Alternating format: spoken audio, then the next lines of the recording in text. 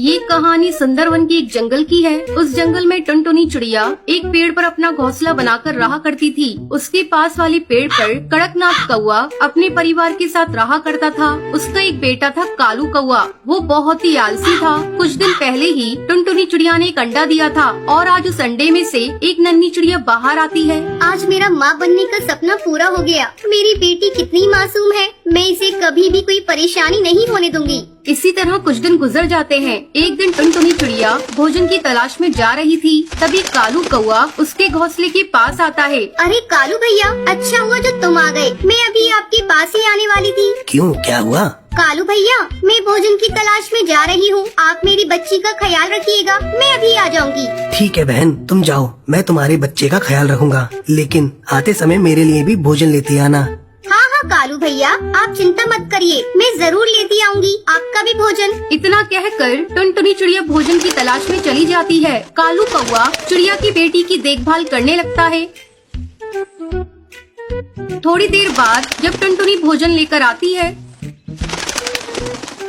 कालू भैया, आपका बहुत बहुत धन्यवाद जो आपने मेरी बच्ची की देखभाल की। ये लीजिए, मैं आपके लिए भी भोजन लेकर आई हूँ। ठीक है टुनटुनी चिड़िया, अब तुम अपनी बच्ची का ख्याल रखो, मैं अपने घर जा रहा हूँ। इस तरह टुनटुनी चिड़िया रोज भोजन लेकर आती और कालू बैठा बैठा ही खाता है। धीरे धीरे कई महीने गुजर जाते हैं और बारिश का मौसम शुरू हो जाता है। तब एक दिन टुनटुनी चिड़िया कहती है, मैं इस बारिश से अपनी बेटी को कैसे बचाऊं? मेरी बेटी इस बारिश में भीग रही है। मैं कालू के पास जाकर मदद मांगती हूँ, शायद कालू मेरी मदद करे। टुनटुनी चिड़िया कालू के पास जाती है। भैया, इस बारिश में मेरा घोंसला पूरा भीग गया है। अब मेरा घोंसला पता नहीं कब टूट जाए। क्या बारिश रुकने तक आप मुझे अपने घोंसले में रहने दे सकते हैं? मैं अपनी बेटी को अपने साथ लेकर आई हूँ। टुनटुनी चिड़िया, मैं तुम्हें साफ साफ बता देना चाहता हूँ, मेरे घोंसले में इतनी जगह नहीं है मैं तुम दोनों माँ बेटी को रख सकूँ। तुम कोई दूसरा आशियाना देखो।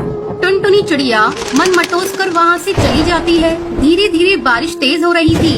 अचानक टुनटुनी चिड़िया को एक पेड़ में बड़ा सा सुराख दिखाई देता है। टुनटुनी चिड़िया अपनी बेटी को लेकर उस सुराख में छुप जाती है। सुबह हो जाती है लेकिन बारिश नहीं थमती। टुनटुनी चिड़िया अपने घोंसले की मरम्मत करने लगती है। अब टुनटुनी चिड़िया का घर बारिश में भीगने से बच जाता है। इस बार टुनटुनी चिड़िया अपने घोंसले को छाते से ढक देती है। कालू कौआ टुनटुनी के घोंसले को देखकर कहता है, अरे ये टुनटुनी चिड़िया तो बहुत ही चालाक निकली। इसने तो अपने घोंसले को छाते से ढक लिया है। मैं मौका देखकर इसका छाता चुरा लूंगा और अपने घोंसले में लगा दूंगा। एक दिन जब टुनटुनी चिड़िया अपनी बेटी के साथ भोजन की तलाश में गई थी, तब कालू कौआ टुनटुनी चिड़िया के छाते को चुरा लेता है और उसे अपने घोंसले में लगाने लगता है। तभी भुल्ला चील वहाँ आ जाता है और वो कालू से छाता छीन लेता है।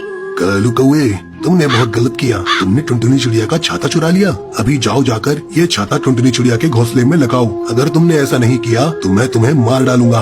भुल्ला चील के डर से कालू कौआ छाता ले जाकर टुनटुनी चिड़िया के घोंसले में लगा देता है। फिर उस जंगल के सारे पक्षी और टुनटुनी चिड़िया अपनी बच्ची के साथ खुशी